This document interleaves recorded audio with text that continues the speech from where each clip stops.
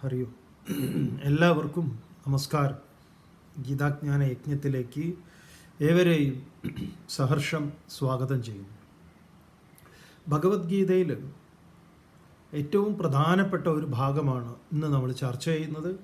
അതേസമയം ഏറെ തെറ്റിദ്ധാരണയ്ക്ക് ഇട നൽകിയിട്ടുള്ള ബ്രാഹ്മണ, ക്ഷത്രിയ, വൈശ്യ, ശൂദ്ര, ഈ എന്താ പറയുക, വർണ്ണാശ്രമം,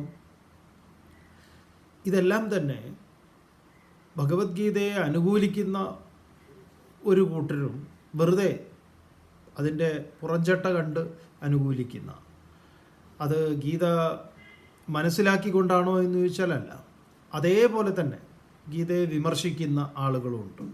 ഈ ചാതുർവർണ്ണ്യത്തിന് എതിരായിട്ട് രണ്ട് ചാതുർവർണ്ണ്യങ്ങൾ ഇവിടെ ഉണ്ട്. ഒന്ന് ജാതീയമായിട്ടുള്ളത്, മറ്റൊന്ന് ഗീത പോലുള്ളത്. അതിന് ജാതിയുമായി ഒരു ബന്ധവുമില്ല. നമ്മൾ ഈ പുതിയ പുതിയ വിവാദങ്ങളൊക്കെ ഉണ്ടാവുമ്പോൾ ഇത് അടിസ്ഥാനമായിട്ട് ഇത് മനസ്സിലാക്കി കഴിഞ്ഞാൽ വേറെ പ്രശ്നമൊന്നുമില്ല. അതായത് നമ്മളൊരു ഉദാഹരണം പറയാം. ഇവിടെ എന്തെങ്കിലും നിയമപരമായ കാര്യങ്ങളിൽ തർക്കങ്ങളും മറ്റും ഉണ്ടാവുമ്പോൾ നമ്മൾ ഉയർത്തിപ്പിടിക്കുന്ന ഒന്നാണ് ഭരണഘടന. ഭരണഘടന അനുശാസിക്കുന്നില്ല, അല്ലെങ്കിൽ ഭരണഘടന ഇത് പറയുന്നില്ല, അല്ലെങ്കിൽ ഭരണഘടനയിൽ ഇങ്ങനെ പറഞ്ഞിട്ടുണ്ട്. അപ്പോൾ ഭരണഘടന നമ്മുടെ ഭരണഘടന, ഇന്ത്യയുടെ ഭരണഘടന ഓരോ ഇന്ത്യക്കാരനെ സംബന്ധിച്ചും ഇവിടെ നിയമനിർമ്മാണങ്ങൾ നടക്കുമ്പോഴും എന്ത് ചെയ്യണം ചെയ്യരുത് എന്നുള്ള കാര്യങ്ങളിലൊക്കെ ഭരണഘടന ഒരു ആധികാരിക ഗ്രന്ഥമാണ്. അപ്പം അതിൽ നിന്ന് വ്യതിചലിച്ചുകൊണ്ട് ഭരണകൂടത്തിലെ പ്രവർത്തകർക്ക് അതുമായിട്ട് ബന്ധപ്പെട്ടവർക്ക് പ്രവർത്തിക്കാൻ പറ്റില്ല. അപ്പോഴാണ് ഓരോരുത്തരും നമ്മൾ ഈ ഇടയ്ക്കിടയ്ക്ക് ഭരണഘടനയെ ആളുകൾ കോട്ട് ചെയ്യുന്നത് കാണാറ്. അപ്പോൾ ആരെങ്കിലും പറയുന്നത് കേട്ടിട്ടുണ്ടോ, ഈ ഭരണഘടനയൊന്നും ഞങ്ങളെ അങ്ങനെ ചിലർ പറയാറുണ്ട്, അത് വേറെ. പക്ഷെ അത് ഒരു ബള്ളു പറച്ചിലാണ്. അതൊരു ശരിയായിട്ടുള്ളതല്ല. ഭരണഘടനയെ മാനിച്ചേ അനുസരിച്ചേ മതിയാവും. ആ ഭരണഘടനയുടെ ആ രൂപപ്പെടുത്തിയ കാര്യങ്ങളൊക്കെ നമ്മൾ പഠിച്ചിട്ടുള്ളതാണല്ലോ. ആരൊക്കെയായിരുന്നു, എത്ര കാലം കൊണ്ടാണ് അത് തയ്യാറാക്കിയത്, പിന്നെ അതിൽ വരുത്തിയിട്ടുള്ള അമെൻമെൻറ്റുകൾ എന്താണ്, ഇതെല്ലാം നമുക്കറിയാം. ഏതേത് കാലത്ത് ഒക്കെയാണ്, എന്തൊക്കെയാണ് അതിൽ വ്യത്യാസം ഉണ്ടാക്കിയത്, ഇതെല്ലാം നമുക്കറിയാവുന്നതാണ്. ഇന്ന് ഡോക്യുമെൻ്റ് കിട്ടാനുള്ളതാണ്. അപ്പോൾ ഇതുപോലെ ഭരണഘടന എത്രമാത്രം പ്രധാനപ്പെട്ടതാണോ അതുപോലെ തന്നെയാണ് ഈ ഭഗവത്ഗീതയിൽ നിന്നാണല്ലോ ഈ സാധനങ്ങളെയൊക്കെ എടുത്തു പറയുന്നത്. ഈ ബ്രാഹ്മണനെക്കുറിച്ചും ക്ഷത്രിയനെക്കുറിച്ചും വൈശ്യനെക്കുറിച്ചും ശൂദ്രനെക്കുറിച്ചും. അപ്പോൾ ഭരണഘടന പോലെ ഇവിടെ ഭഗവത്ഗീത നിങ്ങൾക്കതിനൊരു പ്രമാണമായിരിക്കണം. ഗീതയിൽ അങ്ങനെ പറയുന്നുണ്ടോ? ഉണ്ടെങ്കിൽ തീർച്ചയായിട്ടും നമ്മളത് ഗൗരവത്തിലെടുക്കണം. ഈവൺ ഇതിലെ ശ്ലോകത്തിൻ്റെ പദാനുപദം ശ്ലോകത്തിൽ തന്നെ നോക്കിയാൽ നമുക്കതിൽ കാണാം അങ്ങനെയൊന്നുമില്ല എന്നുള്ളത്. അപ്പോൾ ഇതിന് നിർവചനങ്ങളുണ്ട്. ഇതിൽ തന്നെ പറയുന്നുണ്ട് ആരാണ് ബ്രാഹ്മണൻ, ആരാണ് ക്ഷത്രിയൻ, ആരാണ് വൈശ്യൻ, ആരാണ് ശൂദ്രൻ. എങ്ങനെയാണ് ബ്രാഹ്മണൻ്റെയും ക്ഷത്രിയൻ്റെയും വൈശ്യൻ്റെയും ശൂദ്രൻ്റെയും കർമ്മങ്ങൾ വിഭജിക്കപ്പെട്ടിരിക്കുന്നത്? ഈ കർമ്മങ്ങളിൽ നല്ലത് ചീത്ത ഇത്യാദി കാര്യങ്ങളാണോ പറഞ്ഞിരിക്കുന്നത്? അപ്പോൾ ഈ ഭാഗം വളരെ പ്രധാനപ്പെട്ടതാണ്. അതുകൊണ്ട് ഇത് നിങ്ങൾ ശ്രദ്ധയോടുകൂടി കേൾക്കണം. ഇതിലനുബന്ധമായി വരുന്ന ചോദ്യങ്ങൾക്കൊക്കെ നമ്മൾ മറുപടി പറയാം. നാട്ടിൽ നടക്കുന്ന കുറച്ച് ജാതി ബ്രാഹ്മണന്മാരുടെ കുറച്ച് തോന്നിയാസങ്ങളുണ്ട്. അതിനൊന്നും ഗീതയ്ക്ക് ഒരു ഉത്തരവാദിത്വമില്ല. നേരത്തെ ഭരണഘടനയിൽ ഇല്ലാത്ത കാര്യങ്ങൾ, ഓരോ തോന്നിവാസങ്ങൾ ഓരോരുത്തരും ഓരോന്ന് പറയുന്നു. അതിനെന്തില്ല? ഭരണഘടന സാധുത നൽകാത്തതുപോലെ ഭഗവത്ഗീതയും അതിന് സാധുത നൽകുന്നില്ല. ഈ ഭഗവത്ഗീതയെ ഉദ്ധരിച്ചുകൊണ്ടാണ് ഓരോരുത്തർ പറയുന്നത്. ഭഗവത്ഗീത ഒരു കാലത്ത് ഇവിടെ കത്തിച്ചിരുന്നു. അതിനിതാണ് വർണ്ണാശ്രമം സൃഷ്ടിച്ചതേ ഭഗവത്ഗീതയാണെന്നാണ് പറഞ്ഞത്. ചാതുർവർണ്ണ്യം മയാ സൃഷ്ടം. എന്നാൽ ഈ 4 വർണ്ണങ്ങൾ സൃഷ്ടിക്കപ്പെട്ടു. ഗുണകർമ്മ വിഭാഗശഃ അവിടെ പറഞ്ഞതാണിത്. ഗുണങ്ങളുടെയും കർമ്മങ്ങളുടെയും വിഭാഗം കൊണ്ട് തസ്യ കർത്താരമപി മാം, അതിൻ്റെ കർത്താവ് ഞാനാകുന്നു എങ്കിലും തസ്യ അകർത്താരം വിദ്ധി മാം, ഞാനതിൻ്റെ കർത്താവ്, എനിക്കതിൽ കർത്തൃത്വവുമില്ല. അങ്ങനെ കർത്താവല്ലാതെയും ഇരിക്കുന്ന ഒരവസ്ഥ, അത് തന്നെ മൊത്തം കൺഫ്യൂഷനാണ്. അപ്പോൾ അത് മര്യാദയ്ക്ക് പഠിച്ചിട്ടാണോ ഈ വിമർശനം എന്ന് ചോദിച്ചാലല്ല. അതിൽ ആദ്യ വരി മാത്രമേ ഉള്ളൂ, ചാതുർവർണ്ണ്യം മയാ സൃഷ്ടം എന്നേ ഉള്ളൂ. ഈ ഗുണകർമ്മ വിഭാഗശഃ പോലും ഇല്ല.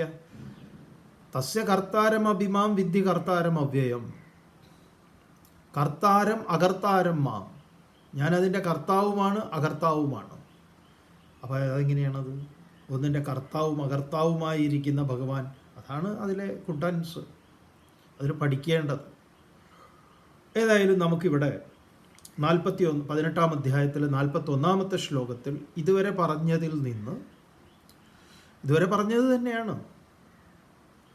എങ്ങനെയാണ് നമ്മുടെ വ്യക്തികളായിരിക്കുന്ന നമ്മളെ ഓരോരുത്തരെയും ഗുണങ്ങൾ സ്വാധീനിക്കുന്നതും ആ വ്യക്തിയുടെ ചിന്തകളെ, അതിനടിസ്ഥാനമായിരിക്കുന്ന മനസ്സിനെ, ബുദ്ധിയെ, ധ്യാനത്തെ, ഇതെല്ലാം തന്നെ സാത്വിക, രാജസിക, താമസിക ഭാവങ്ങളോടുകൂടി കർമ്മങ്ങളായി, ചിന്തകളായി, വാക്കുകളായി, പ്രവൃത്തിയായി, പെരുമാറ്റമായി ഈ സമൂഹത്തിൽ വർത്തിക്കുന്നത്. മാത്രമല്ല ഈ പ്രപഞ്ചത്തിൽ നമ്മൾ വേദാന്തത്തിൽ പറയുമ്പോൾ സ്ഥാവരം ജംഗമം എന്ന് പറയും, ചലിക്കുന്നതും ചലിക്കാത്തതും. കഴിഞ്ഞ ശ്ലോകം കൊണ്ട് ഭഗവാൻ ഇവിടെ പറഞ്ഞത്, ഈ വിശ്വത്തിൽ ചലിക്കുന്നതും ചലിക്കാത്തതുമായി എന്തൊക്കെയുണ്ടോ, ഈ ഭൂമിയെ മാത്രമല്ല, ഇതിനപ്പുറത്ത്, ഇതിൽ നിന്നൊക്കെ അന്യമായിട്ട് എവിടെയെങ്കിലും എന്തെങ്കിലുമൊക്കെ ഉണ്ട് എങ്കിൽ അതെല്ലാം തന്നെ ഈ ത്രിഗുണങ്ങളാൽ, അതാണ് പ്രകൃതിജൈഹി എന്ന് പറഞ്ഞത്, പ്രകൃതിയിൽ നിന്ന് ജാതമായത്, പ്രകൃതിയിൽ നിന്ന് ജന്യമായ, പ്രകൃതിജങ്ങളായ ഈ ഗുണങ്ങളാൽ നിർമ്മിതമാണ്. അപ്പം ഈ ഗുണങ്ങളെ മാറ്റി നിർത്തിയിരിക്കുന്ന ഒരവസ്ഥ ഈ വിശ്വത്തിൽ ഇളകുന്നതിനും ഇളകാത്തതിനും, അതാണ് വളരെ പ്രധാനപ്പെട്ടത്. ഇത് കേവലം മനുഷ്യരെ സംബന്ധിച്ച് മാത്രമല്ല, സർവ്വതിലും ഈ ഗുണങ്ങൾ, സത്വരജ തമോ ഗുണങ്ങളാൽ പ്രഭാവിതമാണ് എന്നാണ്. അപ്പം അതിൽ നിസ്സഹായരാണോ നാം എന്ന് ചോദിച്ചാൽ നമുക്കതിനെ നിയന്ത്രിക്കാം. നമ്മുടെ ചിന്തകളെ സാത്വികമാക്കാം, രാജസികമാക്കാം, താമസികമാക്കാം. അപ്പം ഇത് ഒരുപാട് റിലേറ്റഡ് ആണത്. ഇതെങ്ങനെയാണ് നമ്മളെ ഇത് സ്വാധീനിക്കുന്നത്? അപ്പം എങ്ങനെയാണ് ചുറ്റുപാട് വളരെ സാത്വികമായിരിക്കുന്ന ഒരവസ്ഥയിൽ നമ്മളിൽ ബഹുഭൂരിഭാഗം പേരും ആ സാത്വികമായ ഭാവത്തിലേക്ക് എടുത്തെറിയപ്പെടുന്നു. ഒരു അതിമനോഹരമായ സമുദ്രതീരത്ത് അല്ലെങ്കിൽ വലിയൊരു തടാകത്തിൻ്റെ തീരത്ത് സൂര്യൻ അസ്തമിക്കുന്നു അല്ലെങ്കിൽ സൂര്യൻ ഉദിക്കുന്നു. ആ അസ്തമയ സൂര്യൻ്റെ ആ വലിയൊരു തടാകം, വലിയ തടാകത്തിൽ സൂര്യോദയവും സൂര്യാസ്തമയവും ഒക്കെ കാണണം, അതിമനോഹരമാണ്. അപ്പോൾ ഈ തടാകത്തിലേക്ക് വരുന്ന ഈ ഇതുണ്ട്, ഈ ഓരോ പക്ഷികളും അതും ഇതുമൊക്കെ ഉണ്ട് വന്ന് വെള്ളം കുടിക്കുന്നതും. അതല്ലാതെ ഈ നമ്മുടെ താറാവ് പോലത്തെ വലിയ ഗൂസ് ഉണ്ടല്ലോ, വലിയ ഒരു ഇവന്മാർ ഇതേപോലെ വീട്ടിലേക്ക് പോകുന്നതുണ്ട്. സന്ധ്യയായി കഴിഞ്ഞാൽ ഇത് കൂട്ടമായിട്ട് ഇങ്ങനെ ഇറങ്ങിയിട്ട് ഇങ്ങനെ ഓരോ ചില തുരുത്തുകളൊക്കെ ഉണ്ട് തടാകത്തിൻ്റെ തീരത്തുള്ള, ആ തുരുത്തുകളിലേക്ക് പോയി അത് കിടന്നുറങ്ങാൻ പോകുന്നതാണ്. അപ്പോൾ ഈ സൂര്യൻ അസ്തമിക്കുന്ന ആ ഒരു സമയത്താണ് ഇത് കൂട്ടത്തോടു കൂടി, അതിന് നേതാവൊക്കെ ഉണ്ട്, കുട്ടികളും എല്ലെണ്ണത്തിനും ഇങ്ങനെ ഗൈഡ് ചെയ്തുകൊണ്ട് അതങ്ങനെ പോകും. അങ്ങനെ തുടങ്ങിയിട്ടുള്ള പക്ഷികളൊക്കെ തിരിച്ച്, പറവകളൊക്കെ അതിൻ്റെ സ്വസ്ഥാനത്തേക്ക് മടങ്ങുന്നത് ഒരു സമയം അങ്ങനെ വരുന്നതാണ്. ആ സൂര്യൻ അസ്തമിക്കുന്നതിന് മുമ്പായിട്ട് തന്നെ ഇവന്മാരൊക്കെ വീടെത്തും. ആ പ്രകൃതിയുടെ അതിമനോഹരമായിട്ടുള്ള ദൃശ്യമാണ്. അപ്പോൾ ഇതൊക്കെ ചിലപ്പോൾ അതെന്താണ്, പ്രകൃതി തന്നെ സാത്വികമായ ഭാവത്തെ സ്വീകരിച്ചിരിക്കുക. അപ്പോൾ സ്വാഭാവികമായിട്ടും നമ്മൾ കണക്റ്റഡ് ആവും, നമ്മളും ഒരു സാത്വികമായ ഭാവത്തിലേക്ക്. ആ സമയത്ത് നമ്മളിൽ സാത്വികമായ ചിന്തകളുണ്ടാവും. മനോഹരമായ സാത്വികമായ വാക്കുകളുണ്ടാവും, പെരുമാറ്റം ഉണ്ടാവും. അപ്പം സമ്പൂർണമായ ഒരു ആ ജ്ഞാനത്തിലേക്ക്, സാത്വിക ജ്ഞാനത്തിലേക്ക് അതുമായിട്ട് കണക്റ്റഡ് ആവും നമ്മൾ. ഇത് തന്നെയാണ് രജോ ഗുണാത്മകമായിട്ടുള്ളതും തമോ ഗുണാത്മകമായിട്ടുള്ളതും. പ്രകൃതിക്ക് ഇതിനൊരു സ്വാധീനമുണ്ട്. പക്ഷേ പ്രകൃതി ഏത് വിധത്തിലാണെങ്കിലും നമുക്ക് സഹജമായ നമ്മുടെ ഭാവത്തെ നമുക്ക് പ്രകടമാക്കാനും സാധിക്കും. ഒരളവിൽ അതിനെന്തുണ്ട്, നമ്മളെ സഹായിക്കാൻ സാധിക്കും. അതുകൊണ്ടാണ് ചില സ്ഥലങ്ങളിലൊക്കെ നമുക്ക് ഒരു ശാന്തിയും സമാധാനവും ഒക്കെ ഉണ്ടാവുന്നത്. ചിലയിടത്തേക്ക് പോയി കഴിഞ്ഞാൽ നമുക്ക് പെട്ടെന്ന് ഡിസ്റ്റർബൻസ് ഉണ്ടാവും. ചിലർക്ക് സ്ഥലം മാറിയാൽ ഉറങ്ങാൻ പറ്റില്ല, ചിലർക്ക് വളരെ നന്നായിട്ട് ഉറങ്ങാൻ പറ്റും. ഇതെല്ലാം നമ്മുടെ ചുറ്റുപാടുമായിട്ട് നമ്മളെ കണക്ട് ചെയ്തിരിക്കുന്ന ഒരുപാട് കാര്യങ്ങളുണ്ട്, നമ്മൾ അറിഞ്ഞോ അറിയാതെയോ. അതെല്ലാം വളരെ പ്രധാനപ്പെട്ടതാണ്. അതാണ് നമ്മൾ ഇതുവരെ ചർച്ച ചെയ്തു പോന്നിട്ടുള്ളത്. അപ്പോൾ അതിൽ കർമ്മത്തിൻ്റെ അധിഷ്ഠാനമായ ശരീരത്തെയും മനസ്സിനെയും ബുദ്ധിയെയും നമ്മുടെ പ്രാണന്മാരെയും ഇന്ദ്രിയങ്ങളെയും തുടർന്ന് അതിൻ്റെ അധിഷ്ഠാന ദേവതകളെയൊക്കെ പറഞ്ഞു. അതെല്ലാം കർമ്മത്തിൻ്റെ ഒരു കർമ്മം സമ്പൂർണ്ണമാകുന്നതിൽ ഇവരുടെ എല്ലാം പങ്കുണ്ട്, കോൺട്രിബ്യൂഷനുണ്ട്. അതറിയാത്തവൻ അജ്ഞാനിയാണ് എന്ന് പറഞ്ഞു.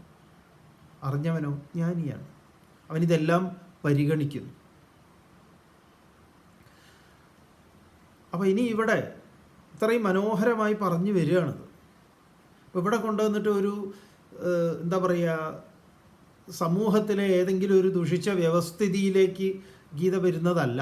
പക്ഷേ നമ്മൾ എന്തൊക്കെ പറഞ്ഞാലും, ഇപ്പോൾ ഈശ്വരനെ ധർമ്മശാസ്ത്രത്തിൽ നിർവചനങ്ങളൊക്കെ ഉണ്ട്, ഈശ്വരൻ എന്ന് പറഞ്ഞാൽ എന്താണ് എന്ന്.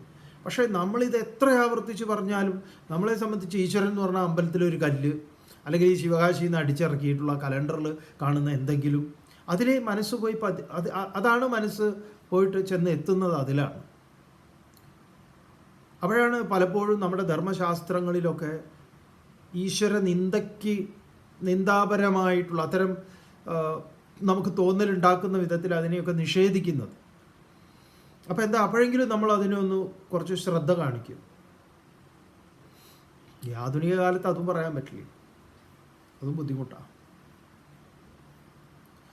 അപ്പോൾ ഇവിടെ ഈ പറയുന്ന ബ്രാഹ്മണൻ്റെയും ക്ഷത്രിയൻ്റെയും വൈശ്യൻ്റെയും ശൂദ്രൻ്റെയും ഇത് കേൾക്കുമ്പോൾ, ഈ ശബ്ദം കേൾക്കുമ്പോൾ നിങ്ങൾ സമൂഹത്തിലെ നിലനിൽക്കുന്ന കുറച്ച് ബ്രാഹ്മണന്മാരും കുറച്ച് ക്ഷത്രിയന്മാരും വൈശ്യന്മാരും ശൂദ്രന്മാരെയാണ് മനസ്സിൽ സങ്കല്പിക്കുന്നതെങ്കിൽ വീണ്ടും പ്രശ്നങ്ങളാണ്. അതുകൊണ്ട് അത് എടുത്ത് മാറ്റുക എന്ന് പറയുന്നത് ഈ ഉപ്പുകല്ല് മാറ്റുന്ന പരിപാടിയാണ്. ശ്രദ്ധിക്കുക, നോക്കാം 41-ാമത്തെ ശ്ലോകത്തിൽ. ബ്രാഹ്മണ ക്ഷത്രിയ വിഷാം ശൂദ്രാണാം ച പരന്തപ കർമാണി പ്രവിഭക്താനി സ്വഭാവ പ്രഭവൈർഗുണൈഹി. ഇതിലെ ഓരോ വരികളും അക്ഷരങ്ങളും, ഗീതയിലെ ഓരോ അക്ഷരങ്ങളും, അത് വിസർഗമാണെങ്കിലും ദീർഘമാണെങ്കിലും ഹ്രസ്വമാണെങ്കിലും വളരെ വളരെ പ്രധാനപ്പെട്ടതാണ്. അതുകൊണ്ട് അർത്ഥം മാറും. ബ്രാഹ്മണ ക്ഷത്രിയ വിഷാം ശൂദ്രാണാം ച പരന്തപ. ഹേ പരന്തപ, ശത്രുതാപനായിട്ടുള്ള എന്ന് പറഞ്ഞു കഴിഞ്ഞാൽ മറ്റുള്ളവരെ തല്ലിക്കൊല്ലാൻ എന്നല്ല, അവനവനിലെ ശത്രുവായിരിക്കുന്ന കാമ ക്രോധ മോഹ മത മാത്സര്യാദി രിപുക്കളെ തപിപ്പിക്കാൻ ആർക്ക് ശേഷി ശേമുഷിയുണ്ടോ അവനാണ് പരന്തപൻ. അല്ലാതെ നാട്ടുകാരെ തല്ലാനുള്ള കഴിവല്ല. അപ്പം നമ്മുടെ ശത്രു എന്ന് പറയുന്നത് എന്താ? ആത്മൈവ റിപുഹു, താൻ തന്നെയാണ് തൻ്റെ ശത്രു. ആത്മാവേവ മിത്രം ബന്ധുഹു, മുമ്പ് പറഞ്ഞിട്ടുള്ളതാണ്. അപ്പോൾ ഹേ പരന്തപ, ശത്രുതാപനായിട്ടുള്ള അല്ലയോ അർജുന,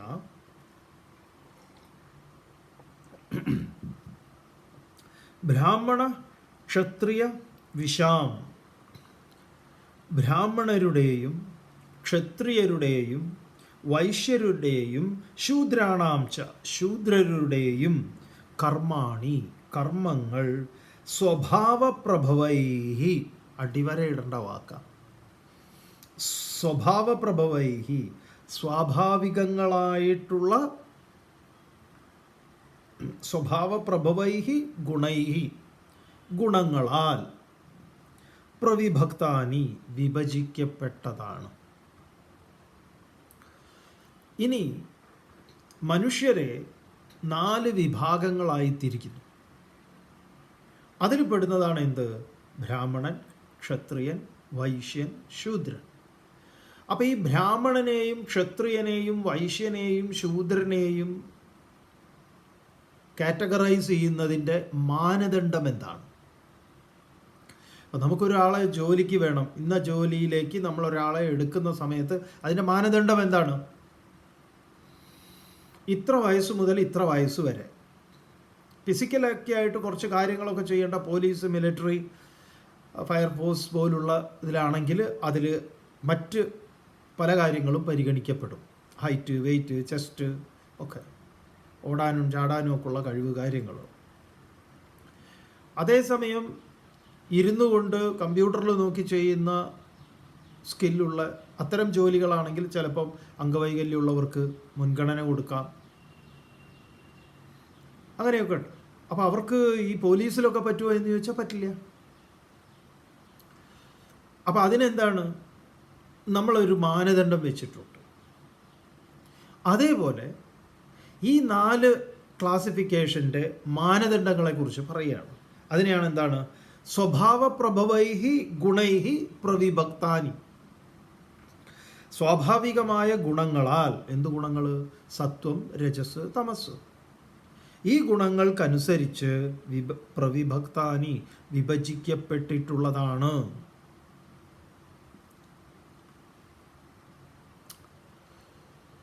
അല്ലാതെ നമ്മൾ പറയുന്ന ജാതി ബ്രാഹ്മണരെ കുറിച്ചല്ല. നമ്മൾ പറയുന്ന ബ്രാഹ്മണൻ്റെ അച്ഛൻ ബ്രാഹ്മണൻ്റെ മോൻ ബ്രാഹ്മണൻ, അവൻ്റെ അച്ചാച്ചൻ്റെ എന്താ പറയുക കൊച്ചുമോൻ ബ്രാഹ്മണൻ, താഴേക്ക് ബ്രാഹ്മണൻ. ഇതിലാരെങ്കിലും മിശ്രവിവാഹം കഴിച്ചു കഴിഞ്ഞാൽ ആ ബ്രാഹ്മണ്യം നഷ്ടപ്പെടും. ഇങ്ങനത്തെ കുറച്ച് ബ്രാഹ്മണൻ സംവിധാനങ്ങൾ ഈ നാട്ടിലുണ്ട്. അതിന് ഗീതയുമായി എന്തെങ്കിലും ബന്ധമുണ്ടോ എന്ന് ചോദിച്ചാൽ ഒരു ബന്ധവുമില്ല. ഇപ്പം നടക്കുന്ന ഭാരത് മാതാ ചിത്രവിവാദം ഉണ്ടല്ലോ. ഒരു കാലത്ത് ഇന്ത്യൻ സ്വാതന്ത്ര്യ സമരം നടക്കുന്ന കാലത്ത് ഒരു ദേശീയതയെ മുൻനിർത്തിക്കൊണ്ട് ഭാരതം എന്ന ഒരു സങ്കല്പത്തിൽ ആ മാതൃത്വത്തെ നമ്മുടെ സംസ്കാരത്തിൻ്റെ ഭാഗമാണ്. അതിനൊന്നും ആർക്കും തർക്കമില്ല, ആരും അതിന് വിയോജിപ്പ് പറയാറുമില്ല. ഭാഷയെ മാതൃഭാഷ എന്നാണ് പറയുക, മാതൃഭൂമി എന്നാണ് നമ്മൾ പറയുക. എല്ലാത്തിനും മാതൃസ്ഥാനമാണ് നൽകിയിട്ടുള്ളത്. ഭാഷയാവട്ടെ, ഭൂമിക്കാണെങ്കിലും അങ്ങനെ ഒരുപാട് കാര്യങ്ങളിൽ മാതൃഭാവം നമ്മൾ നൽകിയിട്ടുണ്ട്. അതിൻ്റെ അർത്ഥം ഒരു സ്ത്രീ എന്നുള്ളതല്ല. അതാണ് കുറേ പൊട്ടന്മാർക്ക് മനസ്സിലാവാത്തത്.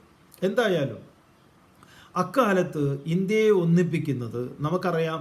ഇന്ത്യ എന്ന് പറയുന്നത് അനേക നാട്ടുരാജ്യങ്ങളാണ്. 400 ചില്ലാനും നാട്ടുരാജ്യങ്ങൾ. അതിൻ്റെ കൃത്യമായ കണക്ക് നമുക്കറിയില്ലെങ്കിലും അത്രയും നാട്ടുരാജ്യങ്ങളുള്ള ഒരു രാജ്യമായിരുന്നു. അതാണ് ഈ ഒന്നായിട്ടുള്ളത്. അപ്പോൾ ഓരോന്നിനും എന്തുണ്ട്? തനതായിട്ടുള്ള അസ്തിത്വമുണ്ട്. ഇപ്പോഴും നമുക്ക് കേരളം എന്ന് പറഞ്ഞു കഴിഞ്ഞാൽ കേരളത്തിന് തനതായിട്ടുള്ള ചിലതുണ്ടല്ലോ. കാരണം ഈ കേരളത്തിൽ തന്നെ എത്ര രാജ്യങ്ങളുണ്ടായിരുന്നു നമുക്കറിയാമല്ലോ.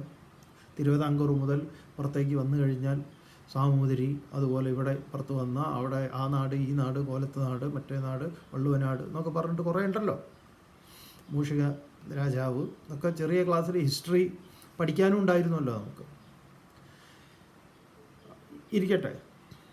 അപ്പോൾ ഇതിനെയെല്ലാം ബ്രിട്ടീഷ് അധിനിവേശത്തിൽ പലരും പലർക്കും സൗകര്യങ്ങൾ ചെയ്തു കൊടുക്കുക. ചില രാജാക്കന്മാർക്ക് ബ്രിട്ടീഷുകാർ അവരുമായിട്ട് വളരെ അടുപ്പമുള്ളവരായിരുന്നു. അവരെ ഉപയോഗിച്ചുകൊണ്ട് മറ്റ് രാജാക്കന്മാർക്ക് ദോഷമുണ്ടാക്കൽ ഇത്യാദി കാര്യങ്ങളെല്ലാം ഉണ്ടായിട്ടുണ്ട്. പക്ഷെ എന്നാലും ഇതിനെ മുഴുവൻ ഏകോപിപ്പിച്ചുകൊണ്ട് ഒരു കുടക്കീഴിലേക്ക് കൊണ്ടുവരാൻ വേണ്ടിയിട്ട് ഒരുപാട് പേര് പ്രയത്നിച്ചു. ആ പ്രയത്നങ്ങൾക്കൊക്കെ ഫലമുണ്ടായി. അവസാനം ആ കാലത്ത് നമ്മുടെ ടാഗോർ ഫാമിലിയിലുള്ളതാണ് അവനീന്ദ്രനാഥ ടാഗോർ. മലയാളത്തിൽ പറയുമ്പോൾ അവനി എന്ന് പറഞ്ഞാൽ ഭൂമി. ശശീന്ദ്രൻ എന്ന് പറയുന്നത് പോലെ, സുരേന്ദ്രൻ, ശശീന്ദ്രൻ ഒക്കെ പറയുന്നത് പോലെയാണ് അവനീന്ദ്രൻ, ഭൂമിയുടെ നാഥൻ. കഴിഞ്ഞ ദിവസം പറഞ്ഞിട്ടുള്ള അവധി ഭാഷയിൽ അല്ലെങ്കിൽ ബംഗാളി ഇതിൽ വരുമ്പോൾ വകാരം ബകാരമാകും. രാവണൻ രാവണനാവുന്നത് പോലെ, വിഭീഷണനാകുന്നത് പോലെ അതാണ് ഈ അബനീന്ദ്ര എന്ന് പറയുന്നത്, അബനീന്ദ്രനാഥ ടാഗോർ. ടാഗോർ ഫാമിലിയിലുള്ളതാണ്. അദ്ദേഹമാണ് ഈ ഭാരതാംബ എന്ന് പറയുന്ന ഒരു ചിത്രം വരയ്ക്കുന്നത്. നമ്മുടെ വീട്ടിലിരിക്കുന്ന പൂജാമുറിയിലിരിക്കുന്ന ദൈവങ്ങളെ ഒട്ടുമിക്കതിനെയും, സരസ്വതി, ലക്ഷ്മി, ഈവൻ ശങ്കരാചാര്യർ, 4 ശിഷ്യന്മാർ, ഇതെല്ലാം തന്നെ ശങ്കരാചാര്യർ വരച്ചിട്ടുള്ളതാണ്. അല്ലാതെ ഇത് ഒറിജിനലല്ല. ആ ശങ്കരാചാര്യർ, ക്ഷമിക്കണം, രവിവർമ്മ വരച്ചിട്ടുള്ളതാണ്. അപ്പോൾ ഈ രവിവർമ്മ ഇത് വരയ്ക്കുന്നതിന് സങ്കല്പത്തിൽ നിന്നാണോ രവിവർമ്മ വരച്ചത്? അല്ല. രവിവർമ്മയുടെ സ്റ്റുഡിയോയിൽ പറ്റിയ ഓരോരോ സ്ത്രീകളെ കൊണ്ടിരുത്തി ഇതേപോലെ വേഷവിധാനം ചെയ്യിച്ച് വരച്ചെടുത്തിട്ടുള്ള. 4 കൈകളൊക്കെ അവർക്കുണ്ടായിരുന്നു എന്ന് ചോദിച്ചാൽ ഇല്ല. 4 കൈകളുള്ളവർ 4 കൈകളൊക്കെ അദ്ദേഹം സൃഷ്ടിച്ചിട്ടുള്ളതാണ്. എല്ലാം തന്നെ ഏറെക്കുറെ ദേവീദേവന്മാരുടെ ചിത്രങ്ങൾ വരച്ചിട്ടുള്ള നമ്മുടെ പ്രസിദ്ധമായ സരസ്വതിയും ലക്ഷ്മിയും ദുർഗയും ഈ പറഞ്ഞ ശങ്കരാചാര്യരും 4 ശിഷ്യന്മാരും ഇതെല്ലാം രവിവർമ്മയുടെ സ്റ്റുഡിയോയിൽ രവിവർമ്മ ചിട്ടപ്പെടുത്തി. അന്നത്തെ അദ്ദേഹത്തിൻ്റെ ജീവിതം നമ്മൾ ചരിത്രം പഠിക്കാൻ ശ്രമിക്കുമ്പോൾ അതിൻ്റെ അന്നത്തെ അച്ചടി, അതിൻ്റെ കളർ അച്ചടിയൊക്കെ മൂപ്പര് കൊണ്ടുവരുന്നത്, അതിലൊരു ബിസിനസ് ഉണ്ടായിരുന്നു. അദ്ദേഹം വളരെ പ്രസിദ്ധനായ ചിത്രകാരനായിരുന്നു അന്ന്. അത്തരം ചിത്രങ്ങളെ, മറ്റ് പല വിധത്തിലുള്ള ചിത്രങ്ങളുണ്ടല്ലോ. ഇപ്പോൾ പിക്കാസോൻ്റെ ചിത്രം പോലെ അല്ലല്ലോ ഇത്. എന്തായാലും അതുപോലെ ഈ പറഞ്ഞ അവനീന്ദ്രനാഥ ടാഗോർ ഈ സങ്കല്പത്തെ, ഭാരതം എന്ന സങ്കല്പത്തെ വരച്ചു. ആ വരയ്ക്കുന്ന സമയത്ത് എന്തായിരുന്നു? 4 കൈകളുള്ളതാണ് ഈ ഒരു സ്ത്രീ ഭാരതാംബ എന്ന് പറയുന്നത്. അവർ ഈ സർവാഭരണ ഭൂഷിതയായിട്ട് കിരീടമൊക്കെ വെച്ചവരാണോ? അല്ല. അപ്പം അവരുടെ വലത് കൈ, ഇടത് കൈ, 4 കൈകളുണ്ട്. ഈ 4 കൈകളിൽ 4 വളരെ സിംബോളിക്കായിട്ടുള്ള കാര്യങ്ങളുണ്ട്. ഒന്ന് ഖദറാണ്, അതുപോലെ മറ്റൊന്ന് ഗ്രന്ഥമാണ്. ഖദർ നമ്മുടെ വ്യവസായത്തെയും അങ്ങനെ ഒരുപാട് ഖദറുമായിട്ട് ബന്ധപ്പെട്ടിട്ടുള്ളത് മുഴുവൻ ആ വലിയ മുന്നേറ്റത്തിന് വേണ്ടിയിട്ട് അന്നത്തെ കാലത്ത് ഖദർ എന്ന് പറയുന്നത് ഒരു വലിയൊരു സിമ്പലും കൂടെയായിരുന്നു, പ്രതിരോധത്തിൻ്റെ സിമ്പലായിരുന്നു.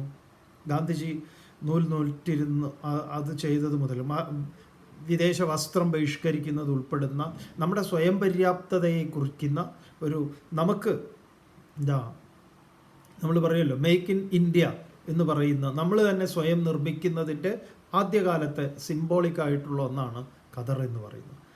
അതുപോലെ തന്നെയാണ് ഗ്രന്ഥം, പുസ്തകം എന്ന് പറയുന്നത് വിദ്യ കൊണ്ട്, നാരായണ ഗുരുദേവൻ പറയുന്നത് പോലെ വിദ്യ കൊണ്ട് പ്രബുദ്ധരാവുക എന്നതുപോലെ നമ്മുടെ ജ്ഞാനം, അറിവ്, ആ നമ്മുടെ അറിവിനെ, നമ്മുടെ പള്ളിക്കൂടം, ചെറിയ സ്കൂൾ മുതൽ യൂണിവേഴ്സിറ്റി തലത്തിൽ വരെ നമ്മൾ ഉയരേണ്ടത്, പഠിക്കേണ്ടത്, നമ്മുടെ അറിവിനെ ഏറ്റവും നല്ല രീതിയിൽ ഉദാത്തമായിട്ട് അവതരിപ്പിക്കേണ്ടുന്നതിൻ്റെ സിമ്പലായിട്ട് ആ പുസ്തകത്തെ കാണിക്കുന്നു. പിന്നെ താഴെ വരുന്ന 2 കൈകൾ, ആദ്യത്തെ കൈ വലത് കൈയിൽ ഖദറും ഇടത് കൈയിൽ പുസ്തകവും. പിന്നെയുള്ളത് ജപമാലയാണ്. ആ ജപമാല എന്ന് പറയുന്നത് നമ്മുടെ ആധ്യാത്മികതയെ പ്രതിനിധാനം ചെയ്യുന്ന, നമ്മുടെ ഈ ആധ്യാത്മികത എന്ന് പറഞ്ഞു കഴിഞ്ഞാൽ നമ്മുടെ എന്താ പറയുക, നമ്മുടെ ഓരോരുത്തരുടെയും ആ സെൽഫ് പൊട്ടൻഷ്യലായിട്ട് അവൻ എന്താ പറയുക, തളരാത്തവനായിട്ട് ഒരുത്തൻ്റെ മുന്നിലും തലകുനിച്ച് അടിമയാകാതെ ഇരിക്കുന്ന, ഉടമയാകുന്ന ഭാവത്തെ പ്രകടിപ്പിക്കുന്നതാണ് നമ്മുടെ സ്പിരിച്വാലിറ്റി. നമ്മുടെ സ്പിരിച്വാലിറ്റി, ഇന്ത്യൻ സ്പിരിച്വാലിറ്റി എന്ന് പറഞ്ഞു കഴിഞ്ഞാൽ അതിഗംഭീരമായിട്ടുള്ളതാണ്. അപ്പോൾ അതിൻ്റെ റെപ്രസെൻറ്റേഷനാണ്. അതിൽ മതങ്ങളെല്ലാം പെടും. ഇവിടുത്തെ ആത്മീയത എന്ന് പറയുമ്പോൾ എല്ലാ മതങ്ങൾക്കും അതിൽ കോൺട്രിബ്യൂഷൻ ഉണ്ട്. ഇവിടെ എല്ലാ മതങ്ങളും ഉള്ളൊരു നാടുമാണ്. പിന്നെയുള്ളത് ഈ നെൽക്കതിരാണ്, കറ്റയാണ്. അതാണ് ഒരു കൈകൾ. അതെന്താണ്?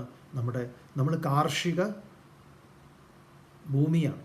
അപ്പോൾ കൃഷി ചെയ്യാനുള്ള നമ്മുടെ സന്നദ്ധതയും ഈ 4നെയും നമ്മൾ റെസ്പെക്റ്റ് ചെയ്തുകൊണ്ടിട്ടുള്ള ഒരു ഗംഭീരമായിട്ടുള്ള ഒരു രൂപമാണ് ശരിയായ ഭാരതാംബ എന്ന സങ്കല്പത്തിൽ അവനീന്ദ്രനാഥ ടാഗോർ രചിച്ചിട്ടുള്ളത്. അവനീന്ദ്രനാഥ ടാഗോർ അതെല്ലാം മാറ്റി ഒരു കാവിക്കൊടിയും പിടിച്ച് ഏതോ ഒരുത്തൻ ഉണ്ടാക്കിയിട്ടുള്ള വെറും രാഷ്ട്രീയ സിമ്പൽ, അത് വേറെ, അതല്ല ഇത്.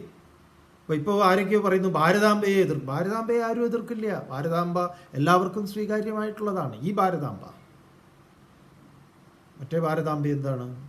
അപ്പോൾ നമ്മൾ പറഞ്ഞു വരുന്നത് ഇങ്ങനെയാണ് ആളുകൾ എന്താക്കുന്നത്. അപ്പോൾ നമുക്ക് ഒറിജിനൽ ഭാരതാംബ ഏതാണെന്ന് അറിയില്ല. ഇപ്പോൾ ഉള്ള ഭാരതാംബ കാവിക്കൊടി പിടിച്ച അതാണ് ഭാരതാംബ എന്ന് പറയുന്നത്. ഒരു സ്വർണ്ണ കിരീടമൊക്കെ വെച്ച് ആരോ ഏതോ ഒരു വിദ്വാൻ വരച്ചു വെച്ചതാണത്. അതിൽ ഇന്ത്യയുടെ റെപ്രസെൻറ്റേഷൻ ഇല്ല. അതുകൊണ്ടാണ് ഗാന്ധിജി ഈ എന്താ പറയുക ദരിദ്രനാരായണ, ഗാന്ധിജി ഈ ചിത്രത്തിൽ തന്നെ വിയോജിപ്പ് പ്രകടിപ്പിച്ച ആളാണ്. ദരിദ്രനാരായണൻ്റെയാണ് വേണ്ടത് എന്ന് പറഞ്ഞു. അപ്പം നമുക്ക് നമ്മുടെ ഇന്ത്യ എന്താണ്? ഇന്ത്യ ഇങ്ങനെയാണോ?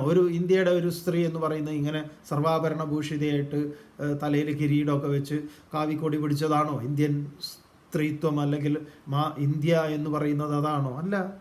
അപ്പം ഇന്ത്യയുടെ സിമ്പലുകൾ എവിടെ? അതിൽ ഇപ്പം അശോക ചക്രത്തിലെ 24 ആരക്കാലുകൾ ഭഗവത്ഗീത മുന്നോട്ട് വയ്ക്കുന്ന അതിൽ പറയുന്ന മൂല്യങ്ങളാണ്. അതിലതുണ്ട്. ലോകത്ത് ഒരു രാജ്യത്തിൻ്റെ എന്താ പറയുക പതാകയിലും ഇത്ര മൂല്യങ്ങളെ കൽപ്പിച്ചിട്ടുള്ള ലോകത്തിൽ ഒരു പതാകയിലുമില്ല. സ്നേഹം, സത്യം, ദയ, കാരുണ്യം തുടങ്ങിയിട്ടുള്ള മൂല്യങ്ങൾ, എന്തൊക്കെ മൂല്യങ്ങളുണ്ടോ ആ മൂല്യങ്ങളെയെല്ലാം ഓരോ ആരക്കാലുകളായിട്ട് അവതരിപ്പിച്ചിരിക്കുന്നതാണ്. നമ്മൾ പഠിച്ചിട്ടുള്ളതാണ്. നമുക്ക് തോന്നുന്നു 6ാം ക്ലാസ്സിലാണ് ദേശീയ പതാകയെക്കുറിച്ച് നമ്മൾ പഠിക്കുന്നത്. അതല്ലാത്ത ഇനിയിപ്പോൾ ഇത് വെറുതെ ഒരു ചക്രമാണ് എന്നാണോ? അങ്ങനെയാണോ? അല്ല. ഇപ്പോൾ അമേരിക്കയുടെ കൊടിയിൽ 50 സ്റ്റാറുകൾ കാണാം. അതിൻ്റെ എന്താണ്? അത് ഓരോ സ്റ്റേറ്റിൻ്റെ റെപ്രസെൻറ്റേഷനാണ്.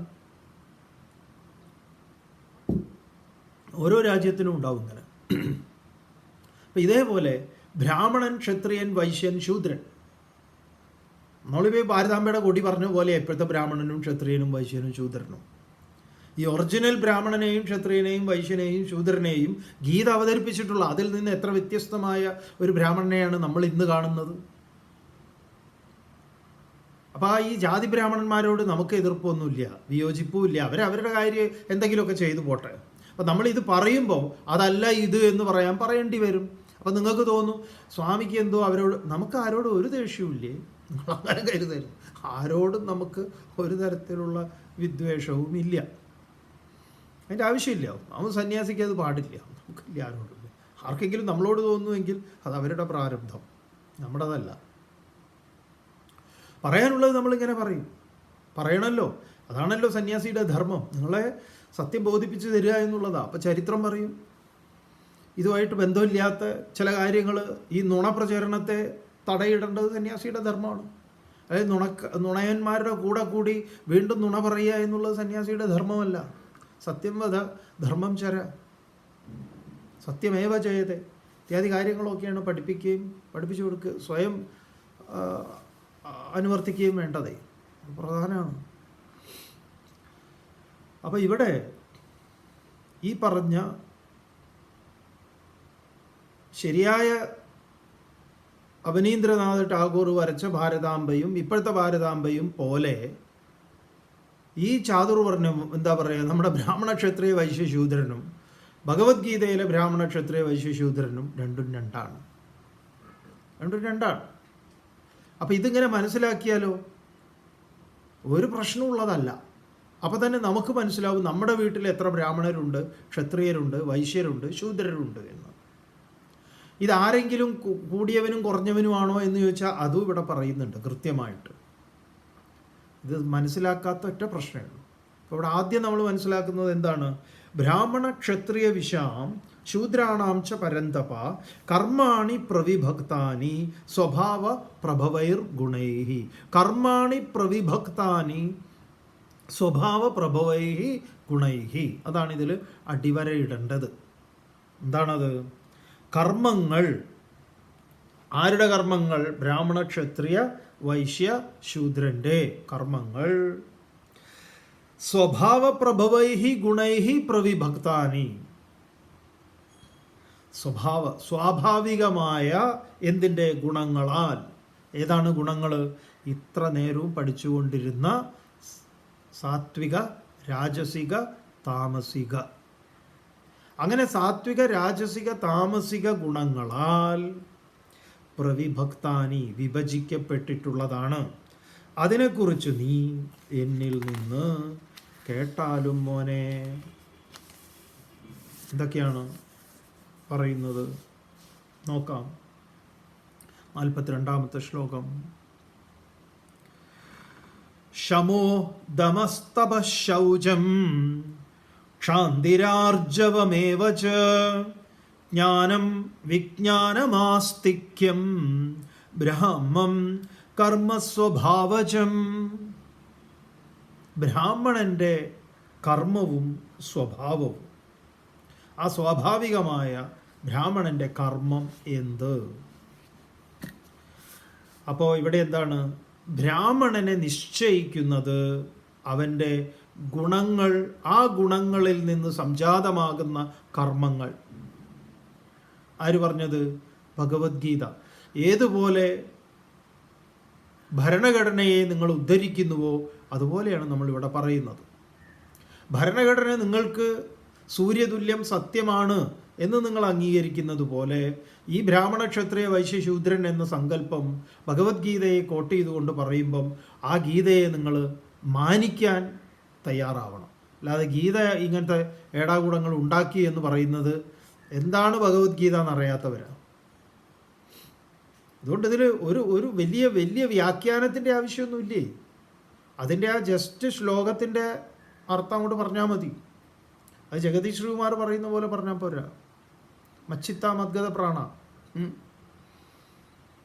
നമുക്ക് തോന്നുന്നു ഏറ്റവും കൂടുതൽ ഈ ഗീത കോമഡിയാക്കി ചെയ്തിട്ടുള്ളത്. കാരണം അദ്ദേഹം വളരെ ഇതിനെ ഇത്തരം കാര്യങ്ങൾ നിശിതമായി വിമർശിക്കുന്നതാണത്.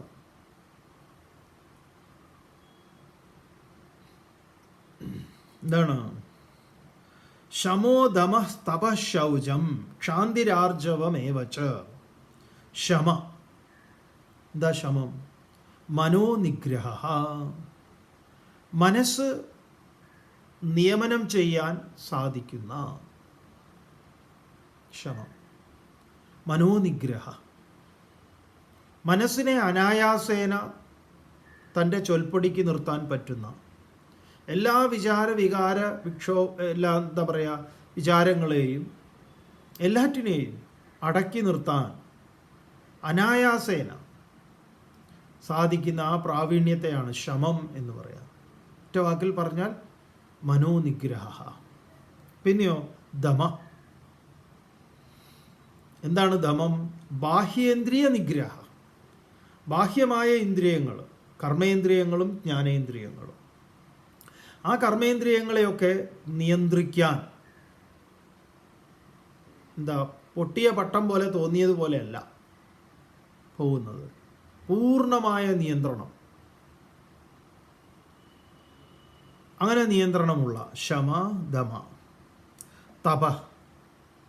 തപസ്. എന്താ തപസ്? നേരത്തെ പറഞ്ഞിട്ടുള്ളതാണ്. അനുഷ്ഠിക്കുമ്പം ദുഃഖം, അനന്തരം അമൃതം. വിപരീതങ്ങളായിട്ടുള്ളതിനെ അനുകൂലമാക്കാനുള്ള സഹനം സർവദുഃഖാനാം അപ്രതീകാരപൂർവകം ചിന്താവിലാപരഹിതം. അത് തന്നെ തപസ്. അപ്പം ശമം ദമം തപ. ശൗചം, ശുചിത്വം, പഞ്ചശുദ്ധി, ശരീരശൗചം, വാക് ശൗചം, മനഃശൗചം, കർമ്മശൗചം, കുലശൗചം. ഈ ശൗചങ്ങളൊക്കെ ആർജവം, ക്ഷാന്തി. ക്ഷാന്തി ക്ഷമ. ക്ഷമയാ രോചതേ ലക്ഷ്മി എന്ന. ഇപ്പോൾ ഇന്നലെ ഒരാൾ നമുക്കൊരു ന്യൂസിൽ വീഡിയോ ഫോർവേഡ് ചെയ്ത് തന്നു. ഇതൊന്ന് കാണൂ സ്വാമി എന്ന് പറഞ്ഞിട്ട്. അതിലൊരു ക്ഷേത്രത്തിലെ തന്ത്രിയുടെ മകള് നടത്തുന്ന ഇൻ്റർവ്യൂ ആണ്, മകള് നടത്തുന്ന പത്രസമ്മേളനമാണ്. ഇവരുടെ അച്ഛനെ പീഡന കേസിൽ പെടുത്തി അതിൻ്റെ യാഥാർത്ഥ്യം, സത്യാവസ്ഥ എന്താണ് എന്ന് പറഞ്ഞുകൊണ്ട് അവർ നടത്തുന്ന പത്രസമ്മേളനമാണ്. കുറേ ഫോട്ടോഗ്രാഫും അവരിങ്ങനെ അവരുടെ എല്ലാം കുടുംബക്കാരാണ്. അവർ അമ്പലം കൈവശം വയ്ക്കാൻ കയ്യേറാൻ ശ്രമിക്കുന്നതും, അവർ ഭണ്ഡാരം പൊട്ടിച്ചിട്ടുള്ളതും, അവർ ഈ പറഞ്ഞ ഇവരെ മർദ്ദിച്ച് ഹോസ്പിറ്റലിലാക്കിയതും, ഇവരുടെ അച്ഛനെ കൊല്ലാൻ കൊട്ടേഷൻ കൊടുത്തതും, എല്ലാ സമൂഹത്തിലെ ആഭാസത്തരങ്ങളുടെയും ഒരു ലിസ്റ്റ് അവർ പറയുകയാണ്. എല്ലാം ആരാണെന്ന് ചോദിച്ചു കഴിഞ്ഞാൽ ബ്രാഹ്മണരാണ്. ഏത് ബ്രാഹ്മണൻ? ജാതി ബ്രാഹ്മണർ. പറയുന്ന കർമ്മങ്ങളൊക്കെയോ ശൂദ്രനെ പോലും നാണിപ്പിക്കുന്നത് എന്ന് വേണമെങ്കിൽ, കാരണം ശൂദ്രന് അങ്ങനത്തെ കർമ്മങ്ങളൊന്നുമില്ല, ക്ഷമിക്കണം. തമോ ഗുണികൾ, ശൂദ്രനില്ല, തമോ ഗുണികൾ നാണിപ്പിക്കും വിധത്തിലുള്ള കർമ്മങ്ങളാണ്. ഇവരെയാണോ നിങ്ങൾ ബ്രാഹ്മണരെന്ന് പറയുന്നത്? അവരെങ്ങനെ ബ്രാഹ്മണരാകും? ഇവർ ഈ നടത്തുന്ന അമ്പലം എന്ന് പറയുന്ന ഒരു കാശ് പിരിക്കാൻ അവരുടെ ഒരു വ്യവസായ സ്ഥാപനം എന്നതിലുപരി നിങ്ങൾ കരുതുന്നുവോ ഇതാണ് ഈശ്വരൻ്റെ സങ്കേതം, ഈശ്വരൻ്റെ ആലയം എന്നൊക്കെ? ഒരിക്കലുമില്ല. അതൊക്കെ തട്ടിപ്പ്, വെട്ടിപ്പ്, ഉടായ്പിന് വേണ്ടിയിട്ടുള്ളതാണ് ഇതൊക്കെ. അങ്ങനെ കുറേ സ്ഥലങ്ങളുണ്ട്, പേര് നമ്മൾ പറയുന്നില്ല. പറഞ്ഞാൽ ചിലപ്പോൾ നിങ്ങൾക്കൊക്കെ വലിയ ആരാധന അതും ഇതൊക്കെ തോന്നുന്നതായിരിക്കും. വേദാന്ത ശാസ്ത്രപ്രകാരം ഏത് ഉണങ്ങിയ നായ്ക്കാട്ടം എടുത്തിട്ടും നിങ്ങൾക്ക് ഈശ്വരനാണെന്ന് പറഞ്ഞ് പൂജാതി കർമ്മങ്ങളൊക്കെ ചെയ്യാം. അതിന് ശാസ്ത്രം എന്താ പറയുക, സമ്മതം നൽകുന്നുണ്ട്. ഈശാവാസ്യം ഇതം സർവം എന്ന ഒറ്റ പ്രമാണം തന്നെ ധാരാളമാണ്. അതല്ലാതെ ഇവിടെ യാതൊന്നുമില്ല ഈ വിശ്വത്തിൽ. അതുകൊണ്ട് ഇന്നടത്ത് വിശേഷപ്പെട്ടതുണ്ട് എന്നൊന്നും പറയണ്ട. അപ്പോൾ ഈ തട്ടിപ്പാണ് ഇവരുടെ പ്രധാന ജോലി. അവരിങ്ങനെ ഓരോരുത്തരുടെ പേരുകൾ എണ്ണി എണ്ണി ഇയാൾ എന്ത് ചെയ്തു എന്ന് പറഞ്ഞ് മൊത്തത്തിൽ കുടുംബത്തിൻ്റെ ഒരു ലിസ്റ്റ് എടുത്ത് പറഞ്ഞ് പോലീസിൽ പരാതി കൊടുത്തിട്ടുണ്ട്, അങ്ങനെയാണ് ഇങ്ങനെയാണ് എന്നൊക്കെ പറഞ്ഞുകൊണ്ട്.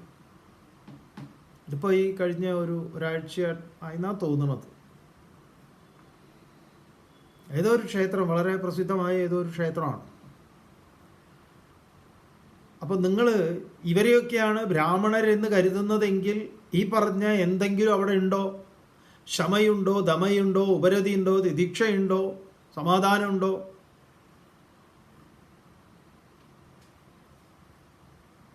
അപ്പോൾ ഇത് ജാതി ബ്രാഹ്മണരെ കുറിച്ചല്ല, വീണ്ടും വീണ്ടും നമ്മൾ പറയുന്നു. പക്ഷേ എന്നാലും ശങ്കരൻ തെങ്ങിൻ്റെ മുകളിലേക്ക് പോകും. ഇനി ജാതി ബ്രാഹ്മണർക്ക് ഇതൊക്കെ ഉണ്ടെങ്കിലോ വളരെ നല്ലത്.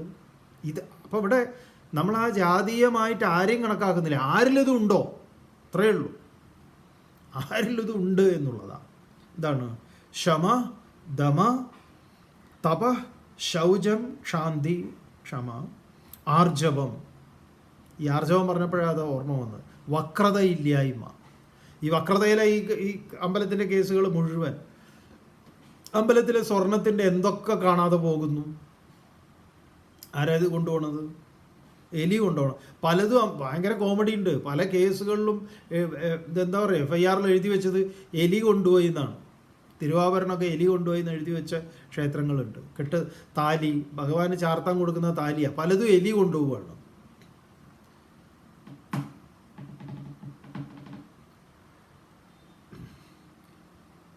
ആർജവം, വക്രതയില്ലായ്മ, ജ്ഞാനം, അറിവ്, വിജ്ഞാനം, അനുഭവജ്ഞാനം, അത് ശാസ്ത്രീയമായി ബോധ്യപ്പെട്ടിട്ടുള്ളത്, ആസ്തിക്യം, ശ്രദ്ധ, വിശ്വാസം ഏവ. ഇതെല്ലാം തന്നെ സ്വഭാവജം ബ്രാഹ്മം കർമ്മ. ഇതൊക്കെ സ്വാഭാവികമായി ബ്രാഹ്മണൻ്റെ എന്താകുന്നു? കർമ്മമാകുന്നു. അപ്പം ഈ പറഞ്ഞത് ആരിൽ കർമ്മമായി ഉണ്ടോ അവൻ ബ്രാഹ്മണൻ, അവനാ ബ്രാഹ്മണൻ എന്നാരാ പറയുന്നത്? ഭഗവത്ഗീത. അല്ലാതെ ഭഗവത്ഗീത പറഞ്ഞോ ബ്രാഹ്മണൻ എന്ന് പറഞ്ഞവൻ്റെ മകൻ ഏതെങ്കിലും ഒരു ബ്രാഹ്മണൻ്റെ മോൻ ബ്രാഹ്മണൻ എന്നാണോ? ജന്മം കൊണ്ടാണോ? അല്ല, കർമ്മം കൊണ്ടാണ്.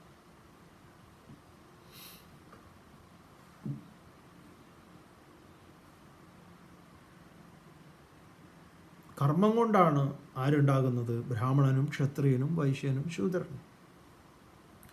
ഇവരാരെങ്കിലും കൂടിയവരും കുറഞ്ഞവരും ആണെന്ന് ഗീത എവിടെയെങ്കിലും പറയുന്നുണ്ടോ? നോക്കാം നമുക്ക്. ക്ഷത്രിയൻ എന്താണ് നാളെ? ഓം പൂർണ്ണമതഃ പൂർണ്ണമിദം പൂർണ്ണാത് പൂർണ്ണമുദച്യതേ പൂർണ്ണസ്യ പൂർണ്ണമാദായ പൂർണ്ണമേവാവശിഷ്യത്തെ. ഓം ശാന്തി ശാന്തി ശാന്തി.